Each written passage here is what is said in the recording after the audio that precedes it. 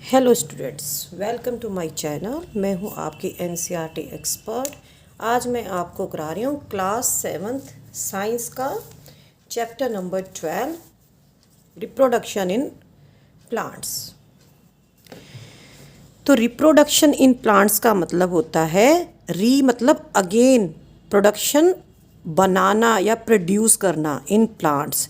Plants के अंदर अपने ही जैसा प्रोड्यूस करना। To produce its kind is a characteristic of all living organisms. अपने जैसा प्रोड्यूस करना, पैदा करना सभी लिविंग ऑर्गेनिजम्स की एक विशेषता है, करेक्टरिस्टिक है। आप इसको लास्ट ईयर क्लास 6 में पढ़ चुके हैं, जिसके अंदर हमने किया था characteristic of living beings. The production of new individuals from their parents is known as reproduction। तो ये होगी रिप्रोडक्शन की डेफिनेशन। न्यू इंडिविजुअल्स का पैदा होना फ्रॉम देयर पेरेंट्स, उनके माता पिता से, इसको बोलते हैं reproduction. But how do plant reproduce? लेकिन प्लांट्स के अंदर रिप्रोडक्शन कैसे होता है? There are different modes of reproduction in plants which we shall learn in this chapter। Plants के अंदर केवल एक ही मेथड नहीं होता रिप्रोडक्शन का। प्लांट्स के अंदर डिफरेंट मेथड्स होते हैं, डिफरेंट मोड्स होते हैं रिप्रोडक्शन के, और हम उन सबको इस चैप्टर के अंदर पढ़ेंगे। Now we will start modes of reproduction. In class 6th, you learnt about different parts of a flowering plant। Last year हम पढ़ चुके हैं कि एक फ्लावरिंग प्लांट के कौन कौन से पार्ट होते हैं। आप एक बार रिमाइंड करिए उनको, या फिर मैं भी करा देती हूँ आपको रिमाइंड। फ्लावरिंग प्लांट के जो पार्ट्स होते हैं वो हम बताएंगे। Try to list the various parts of a plant and write the functions of each. Plant के हम अलग अलग पार्ट्स को लिस्ट में लिखेंगे और उनके फंक्शंस को करेंगे। तो सबसे पहले हम करेंगे रूट। सोइल के नीचे वाला पार्ट होता है, इसका कलर ब्राउन होता है और इसका फंक्शन होता है कि ये सोइल से वाटर और न्यूट्रिएंट्स को एब्जॉर्ब करता है और पूरे प्लांट तक उनको ट्रांसपोर्ट करता है। स्टेम कौन सा पार्ट होता है? सोइल के ऊपर वाला पार्ट होता है। तो जो स्टेम होती है ये कुछ प्लांट्स में वीक होती है, कुछ में ये पतली होती है, तो ट्रीज़ में ये बहुत ही मोटी होती है। तो स्टेम का क्या फंक्शन है? ये प्लांट को सीधा खड़ा रखती है। It holds the plant upright. अब स्टेम के बाद और कौन से पार्ट हैं? स्टेम से क्या निकलती हैं? ब्रांचेस निकलती हैं, और ब्रांचेस के ऊपर क्या लगी होती हैं? लीव्स लगी होती हैं।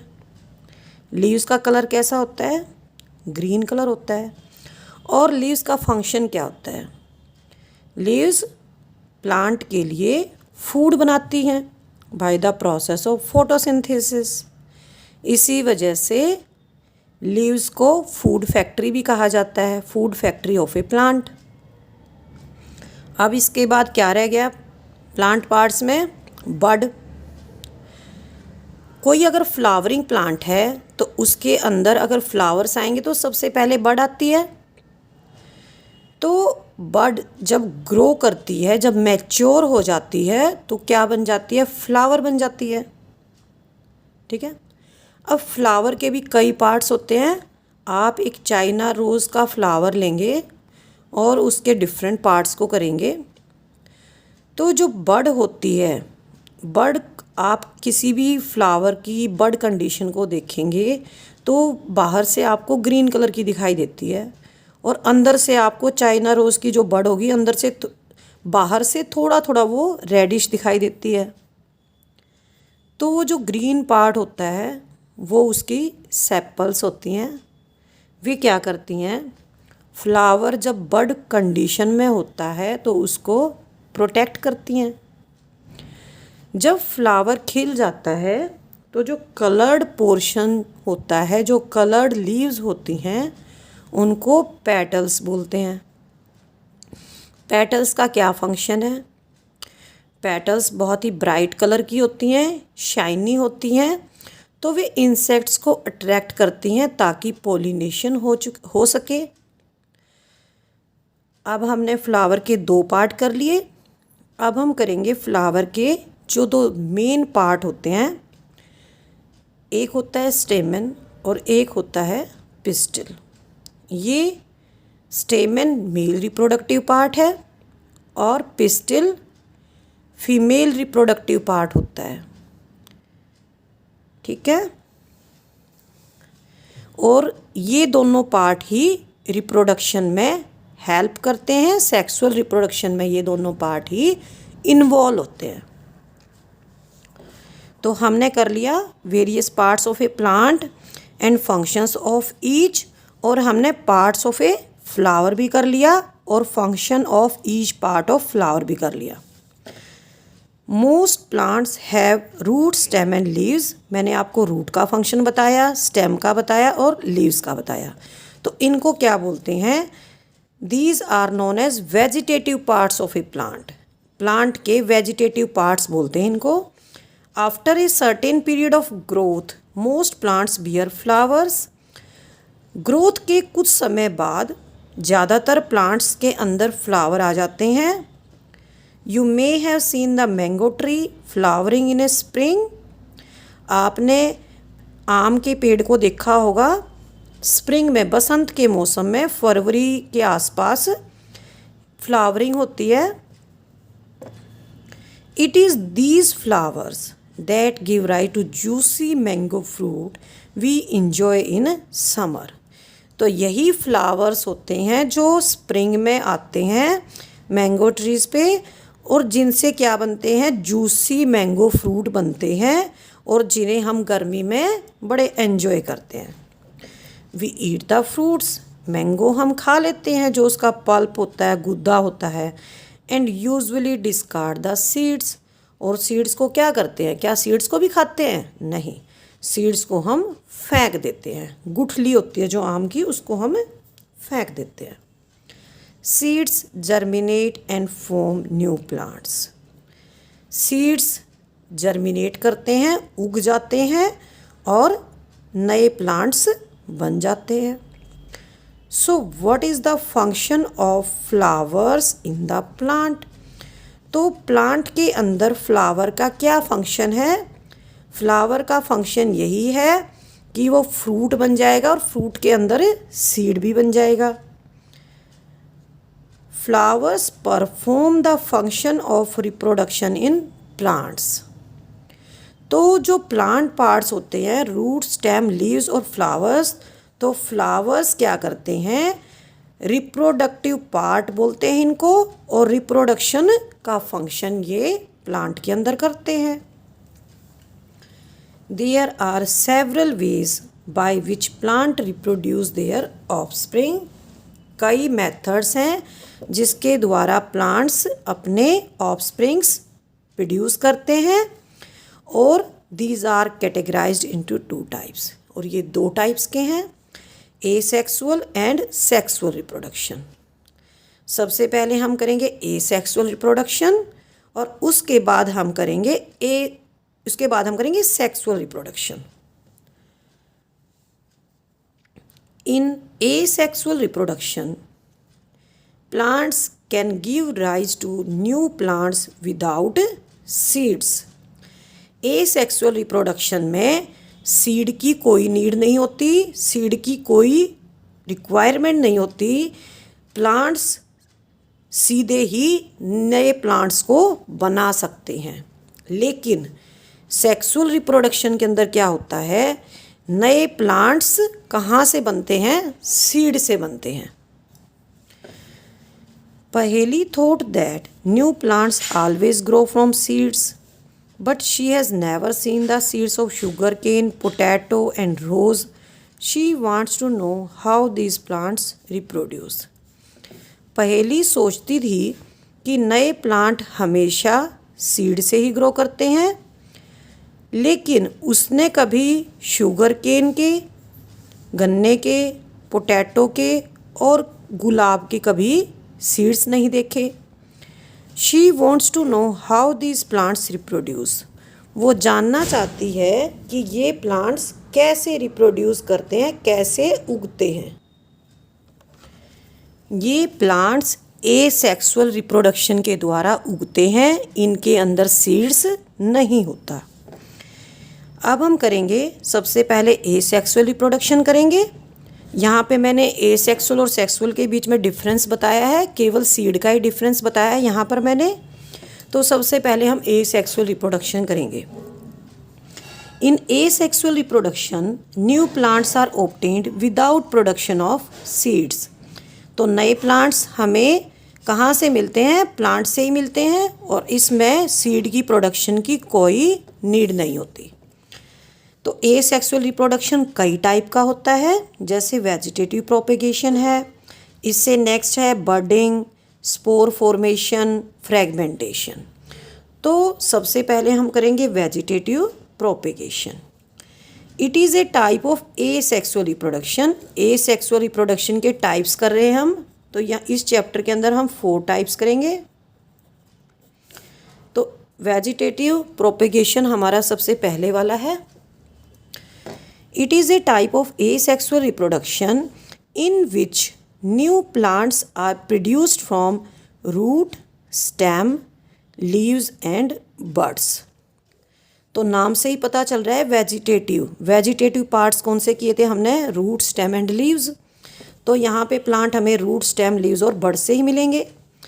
Since reproduction is through the vegetative parts of a plant, it is known as vegetative propagation. तो वेजिटेटिव पार्ट्स को यूज़ करके हमें न्यू प्लांट्स मिल रहे हैं इसमें, तो इसीलिए इसको वेजिटेटिव प्रोपेगेशन बोलते हैं।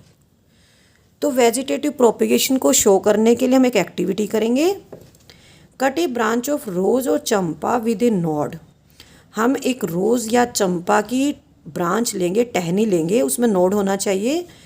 This piece of branch is known as a cutting, और इसको हम कटिंग बोलते हैं। Bury the cutting in the soil. इस कटिंग को हम मिट्टी के अंदर दबा देंगे। A node is a part of stem और branch at which a leaf arises. Node stem का वो पार्ट होता है जहाँ से एक लीफ निकलती है। Water the cutting every day and observe its growth. हर रोज़ हम कटिंग को पानी देंगे और इसकी ग्रोथ देखेंगे। Observe and record the number of days taken for the roots to come out. हमें ऑब्जर्व करना है और देखना है कि कितने दिनों में इसकी रूट आती है और नई पत्तियाँ कितने दिनों में आना शुरू करती हैं। Try the same activity by growing money plant in a jar of water and record your observations. आपके पास अगर गुलाब की कटिंग नहीं है तो आप इस एक्टिविटी को मनी प्लांट के द्वारा भी देख सकते हैं। आप उसमें एक छोटा सा मनी प्लांट का स्टेम लेंगे और उसको वाटर में, एक जार लेंगे, उसके अंदर वाटर फिल कर लेंगे और उसके अंदर हम उसको डिप कर देंगे और हम अपनी ऑब्जर्वेशंस देखेंगे कि न्यू लीफ आने में कितना टाइम लगता है, न्यू रूट आने में कितना टाइम लगता है। तो ये दिखा रखा है यहाँ पे स्टेम कटिंग ऑफ रोज़। ये एक छोटी सी ब्रांच ले रखी है और नोड वो पोर्शन होता है जहाँ से एक लीफ निकलती है। You must have seen flower birds developing into flowers. आपने फ्लावर बर्ड्स को देखा है जो बाद में फ्लावर बन जाती हैं, कली, हिंदी में कली बोलते हैं बर्ड्स को। अपार्ट फ्रॉम फ्लावर बर्ड्स के अलावा there are buds in the axil of the leaves which develop into shoots. ऐसी बर्ड्स होती हैं जो बाद में शूट्स में डेवलप होती हैं। तो यहाँ पे जो एक पॉइंट दिया हुआ है, एक्सिल वर्ड क्या है? Point of attachment of leave at the node. तो ये जो नोड दिखा रखा है यहाँ पे जो छोटी छोटी लीव्स डेवलप होती हैं, कर्ली लीव्स डेवलप होती हैं, उनको हमें क्या बोलते हैं? बड बोलते हैं। These buds are called vegetative buds. इनको हम क्या बोलते हैं? वेजिटेटिव बर्ड्स बोलते हैं। आप फिगर 12.2 में भी देख सकते हैं। ये यहाँ पे एनलार्ज्ड व्यू है potato plant sprouting from an eye, ये जो छोटी छोटी दिखा रखी है यहाँ पे ग्रीन कलर की, ये इसका एनलार्ज्ड व्यू है यहाँ पे, ठीक है। A bud consist of a short stem, जो वेजिटेटिव बड होती है इसमें क्या होता है, एक छोटी सी स्टेम होती है जिसके चारों तरफ immature overlapping leaves are present, जिसके चारों तरफ बिल्कुल इमेच्योर कच्ची कच्ची ओवरलैप करती हुई एक दूसरे से के ऊपर ओवरलैप करती हैं वे पत्तियां, वे प्रेजेंट होती हैं। Vegetative buds can give rise to new plants, और वेजिटेटिव बर्ड से हमें नया प्लांट ग्रो हो सकता है, ग्रो कर सकते हैं हम एक नया plant.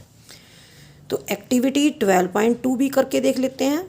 Take a fresh potato, एक पोटैटो लेंगे, observe the scars on it with the help of a magnifying glass, magnifying glass की हेल्प से, जिससे हमें थोड़ा सा बड़ा, कोई भी चीज़ बड़ी दिखाई देती है नॉर्मल से, उसकी हेल्प से हम इसके ऊपर स्कार्स, निशान देखेंगे, छोटे छोटे आलू के ऊपर निशान होते हैं ना छोटे छोटे, these scars are known as eyes, इनको हम क्या बोलते हैं, आइज़ बोलते हैं।